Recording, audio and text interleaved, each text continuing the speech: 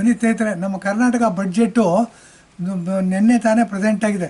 ಸನ್ಮಾನ್ಯ ಸಿದ್ದರಾಮಯ್ಯನವರು ಚಾಣಾಕ್ಷ ಮುಖ್ಯಮಂತ್ರಿ, ಬುದ್ಧಿವಂತ ಮುಖ್ಯಮಂತ್ರಿ, ಕುರುಬ ಸಮಾಜದಿಂದ ಬರ್ತಾರೆ, ಓಕೆ, ಅವ್ರನ್ನ ನಾವು ಮುಖ್ಯಮಂತ್ರಿ ಅಂತ ಒಪ್ಕೊಳ್ಳೋಕ್ಕೆ ನೋ ಪ್ರಾಬ್ಲಮ್.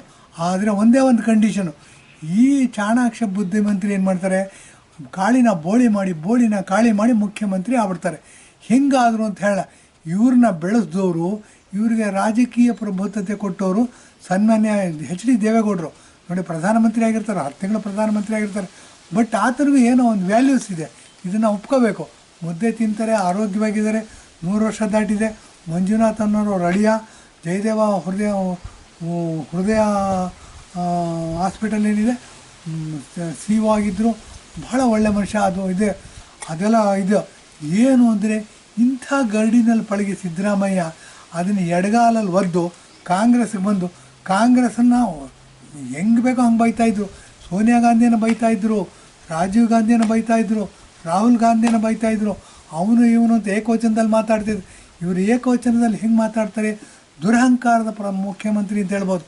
ಏನು ಅಂದರೆ ಇವರು ನಮ್ಮ ರಾಷ್ಟ್ರಪತಿಗಳು ಮುರ್ಮು ಇದ್ದಾರೆ, ಅವರು OBC ಜನಾಂಗದಿಂದ ಬಂದರು, ಅವ್ರನ್ನೂ ಏಕವಚನದಲ್ಲಿ ಮಾತಾಡ್ತಾರೆ ರೀ ಇವರು. ಏನು ಅಂದ್ರೆ ದುರಹಂಕಾರ ಇಷ್ಟೊಂದು ಇರಬಾರ್ದು. ಒಬ್ಬ ಮುಖ್ಯಮಂತ್ರಿ, ಪ್ರಧಾನಮಂತ್ರಿ ನರೇಂದ್ರ ಮೋದಿಯವರು ಪ್ರಧಾನ ಸೇವಕ ಅಂತಾರೆ. ಇನ್ನು ಈ ಮುಂಡೆಗಣ್ಣಂದೇನು ಎಂಥ ಸೇವಕ ಇರ್ಬೋದು, ನಿಮ್ಮ ಯೋಚನೆ ಬಿಡ್ತೀವಿ.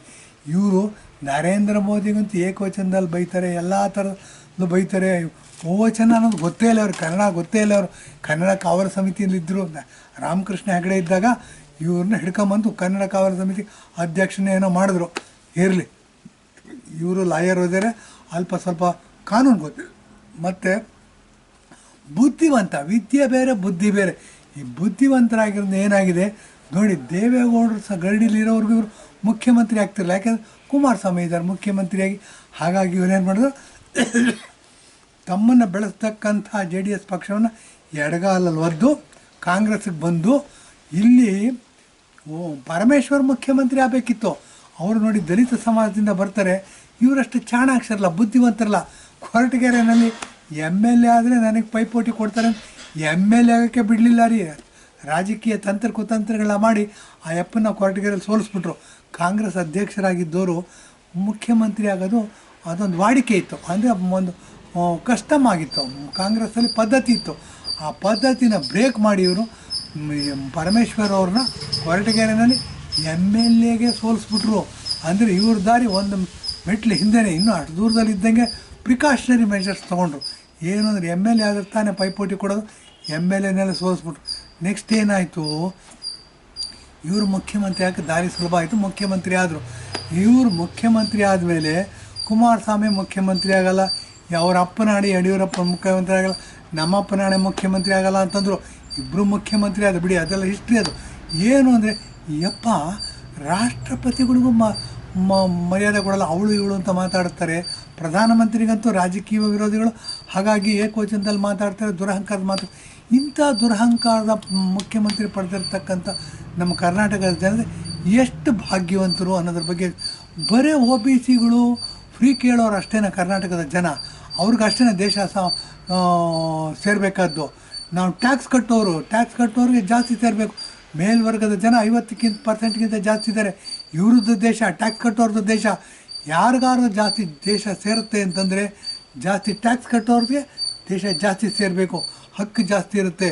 ಈ ಭಿಕ್ಷೆ ಬೇಡೋರ್ದು ಯಾವತ್ತೂ ದೇಶ ಭಿಕ್ಷೆ ಬೇಡೋರ್ದಾಗಲ್ಲ. ಇವತ್ತು ಸಿದ್ದರಾಮಯ್ಯನವರು 5 kg 10 kg ಅಕ್ಕಿ ಕೊಡ್ತೀವಿ ಅಂತ ಹೇಳಿದ್ದಾರೆ, ಕೊಟ್ಟಿಲ್ಲ, ಅದು ಬೇರೆ ವಿಚಾರ.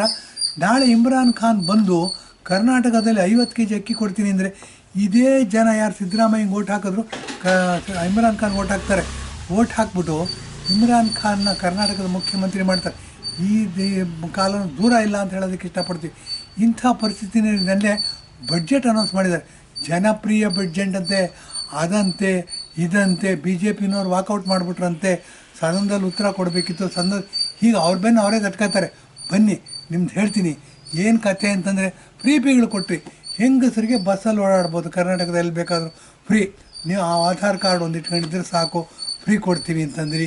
ಮತ್ತು ಸ್ತ್ರೀ ಶಕ್ತಿ ಅಂದ್ಬಿಟ್ಟು 2,000 5,000 ಕೊಡ್ತೀವಿ ಅಂತಂದ್ರಿ. ಮತ್ತು ಯುವ ನಿಧಿ ಕೊಡ್ತೀವಿ ಅಂತಂದರೆ ಡಿಪ್ಲೊಮೋಟ್ರಿಗೆ ₹500, ಗ್ರ್ಯಾಜುಯೇಟ್ಸ್ಗೆ ₹30,000 ಕೊಡ್ತೀವಿ ಅಂದ್ರಿ. ಮತ್ತು ಎಲೆಕ್ಟ್ರಿಸಿಟಿ ಫ್ರೀ ಅಂತಂದ್ರಿ.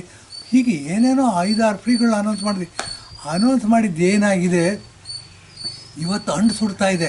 ಸುಡ್ತಾ ಇರೋದ್ರಿಂದ ಏನಾಗಿದೆ, ಅಭಿವೃದ್ಧಿ ಕಾರ್ಯಗಳಿಗೆ ದುಡ್ಡಿಲ್ಲ. ಎಲ್ಲಿ ರಸ್ತೆಗಳನ್ನ ಮಾಡಬೇಕಾಗಿತ್ತು ಅಲ್ಲಿ ಹೋಲು ತೇಪೆ ಹಾಕೋ ಕೆಲಸ ಮಾಡ್ತಾಯಿದ್ದೀರಾ ನೀವು. ಮತ್ತು ಬಸ್ಗಳ ಬಗ್ಗೆ ಮಾತಾಡಬೇಕಾಗತ್ತೆ. ಬಸ್ ಫ್ರೀ ಕೊಟ್ಟಿರೋದ್ರಿಂದ ನೋಡಿ, ಎಲ್ಲಿ 10 ಬಸ್ ಓಡಾಡ್ತಿತ್ತು ಕೇವಲ 5 ಬಸ್ ಮಾತ್ರ ಓಡಾಡ್ತಾ ಇದೆ. ಮತ್ತು ಜನರಲ್ಲಾಗಿ ಯಾರು ಸ್ಟೇಟ್ ಗೌರ್ಮೆಂಟ್ ಎಂಪ್ಲಾಯೀಸ್ ಇದ್ದರು, ಲೋಕಸಭೆ ಎಲೆಕ್ಷನ್ವರೆಗೂ ಸಂಬಳ ಕೊಡೋದಕ್ಕೆ ದುಡ್ಡು ಸಾಕಾಗತ್ತೆ ನಿಮಗೆ. ಕೆಲಸ ಮಾಡೋದಿರಲಿ. ಕರ್ನಾಟಕನ ಅಭಿವೃದ್ಧಿ ಯಾವಾಗ್ರಿ ಮಾಡ್ತೀರಾ? 300 ವರ್ಷ ಹಿಂದಕ್ಕೆ ತೊಗೊಂಡೋಗ್ಬಿಟ್ರಿ ನೀವು ಮುಖ್ಯಮಂತ್ರಿ ಮಾಡಿದ್ದಕ್ಕೆ. ದುಡಿಯೋ ಕೈಗಳಿಗೆ ಕೆಲಸ ಕೊಡಬೇಕಾಗಿದ್ದು ಮುಖ್ಯಮಂತ್ರಿ ಕೆಲಸ.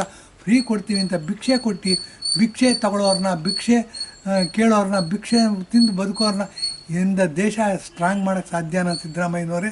ಇದ್ರ ಬಗ್ಗೆ ಉತ್ತರ ಹೇಳಬೇಕು ನೀವು. ಎಲ್ಲೋ ಕೂತ್ಕೊಂಡು ಎಲ್ಲೋ 4 ಜನ ಹಿಂಬಾಲಕರನ್ನ ಇಟ್ಕೊಂಡು ಶಬಾಷ್ ಅನ್ಸ್ಕೊಂಡು ಮಾತಾಡ್ಕೊಳ್ಳೋದಲ್ಲ ಬೇಕಾಗಿ. ಈ ಥರ ದೇಶನ ಸ್ಟ್ರಾಂಗ್ ಮಾಡೋಕ್ಕೆ ಸಾಧ್ಯ ಭಿಕ್ಷಕರಿಂದ. ಯಾರು ಟ್ಯಾಕ್ಸ್ ಕಟ್ತಾರೆ ಅವರಿಂದ ದೇಶ ಸ್ಟ್ರಾಂಗ್ ಆಗುತ್ತೆ. ಯಾರು ದೇಶಭಕ್ತಿ ಇದ್ದಾರೆ ಅವರಿಂದ ಸ್ಟ್ರಾಂಗ್ ಆಗುತ್ತೆ. ದೇಶಭಕ್ತಿ ಬೇಕು ಅಂತಂದರೆ ಇವತ್ತು ನೋಡಿ, 10 ಬಡ್ಜೆಟ್ ಅನೌನ್ಸ್ ಮಾಡಿದ್ದೀರಾ, 10 ಬಸ್ ಓಡಾಡೋ ಕಡೆಯಲ್ಲೇ 5 ಬಸ್ ಓಡಾಡ್ತಾ ಇದೆ. ರಸ್ತೆಗಳು ಸರಿ ಇಲ್ಲ, ಮತ್ತು ಸಂಬಳ ಕೊಡೋಕ್ಕೆ ದುಡ್ಡಿಲ್ವಂತೆ, ರಸ್ತೆಗಳನ್ನ ರಿಪೇರಿ ಮಾಡ್ಸೋಕ್ಕೆ ದುಡ್ಡಿಲ್ಲ. ಏನು ಬಡ್ಜೆಟ್ ಮಾಡಿ ನಿಮ್ಮ ಇದನ್ನು ಇವತ್ತು. ಮತ್ತು ಬರಗಾಲ ಪೀಡಿತ ಪ್ರದೇಶ ಅಂತ ಹೇಳ್ತೀರ. ಆಯಿತು ಸ್ವಾಮಿ, ಬರಗಾಲ ಓಕೆ, ಒಪ್ಕೊಳ್ಳ, ಬರಗಾಲ ಬಂದಿದೆ. ಆದರೆ ಕರ್ನಾಟಕದ ದುಡ್ಡು ನಮ್ಮ ಟ್ಯಾಕ್ಸ್, ನಮ್ಮ ತೆರಿಗೆ, ನಮ್ಮ ಹಕ್ಕು ಅಂದ್ಬಿಟ್ಟು ಎಲ್ಲ MLAಗಳು, ಪ್ರತಿಯೊಬ್ಬ MLA ಹಿಂದೆ 3-4 ಜನ ಹಿಂಬಾಲಕರಿರ್ತಾರೆ. ಎಲ್ಲರನ್ನೂ ಸ್ಪೆಷಲ್ ವಿಮಾನದಲ್ಲಿ ತೊಗೊಂಡೋಗಿ ಡೆಲ್ಲಿನಲ್ಲಿ 4-5 ದಿವಸ ಉಳಿದ್ಬಿಟ್ಟು ಅವ್ರ ಹೋಟೆಲ್ ಖರ್ಚು, ಅವ್ರ ಲಕ್ಸುರಿ ಇದನ್ನೆಲ್ಲ ಮಾಡಿದಿರಲ್ಲ. ಇದನ್ನು ಬರಕಾಲಕ್ಕೆ ಉಪಯೋಗಿಸ್ಬೋದಿತ್ತಲ್ವ ನೀವು? ಒಂದು ಅಭಿವೃದ್ಧಿ ಕುಂಠಿತ ಮಾಡಿದ್ದೀರಾ. 10 ಬಸ್ ಓಡೋ ಕಡೆಯಲ್ಲಿ 5 ಬಸ್ ಓಡ್ತಾ ಇದೆ, ಸಂಬಳ ಕೊಡೋಕ್ಕೆ ದುಡ್ಡಿಲ್ಲ. ಎಂಥ ಬಡ್ಜೆಟ್ ಮಾಡಿದ್ದೀರ ನೀವು? ಏನು ಅಂತಂದರೆ ಮತ್ತೆ ಎಲ್ಲೋ ಆಗಲೇ ಇವುಗಳು ಸುದ್ದಿಗಳು ಹಾಡಾಡ್ತಾ ಇದೆ. ಏನಂದರೆ ಸಿದ್ದರಾಮಯ್ಯನವ್ರಿಗೆ ರಾಜಕೀಯ ಸಾಕಾಗಿದೆಯಂತೆ, ಸಿದ್ದರಾಮಯ್ಯನವ್ರು ರಾಜೀನಾಮೆ ಕೊಡ್ತಾರಂತೆ, ನೆಕ್ಸ್ಟ್ ಎಲೆಕ್ಷನ್ ನಿಂತ್ಕೊಳ್ಳಲ್ವಂತೆ. ಎಲ್ಲಿಗೆ ತೊಗೊಂಡು ಹೋಗಿ ಬಿಡ್ತಾ ಇದ್ದೀರಾ? ಹುಚ್ಚು ಮುಂಡೆ ಮದುವೆಲಿ ಉಂಡೋನೇ ಜಾಣ ಅಂತಂದ್ಬಿಟ್ಟು ನಿಮ್ಮ ಬಡ್ಜೆಟ್ಟು ನೀವು 15ನೇ ಸರಿ ಬಡ್ಜೆಟ್ ಮಾಡ್ತಾಯಿದ್ದೀರಾ. ಬುದ್ಧಿವಂತರು ಅಂತ ಒಪ್ಕೊಂಡಿದ್ದೀವಿ ನಾವು. ದುಡಿಯೋ ಕೈಗಳಿಗೆ ಕೆಲಸವನ್ನು ಕೊಡ್ತಕ್ಕಂಥ ಕೆಲಸ ಮಾಡಿ. ಎಲೆಕ್ಷನ್ ಟೈಮ್ ಬಂತು ಅಂದರೆ ನನ್ನ ಹೆಸರಲ್ಲೂ ರಾಮ ಇದ್ದಾನೆ ಅಂತ ಹೇಳ್ತೀರಾ.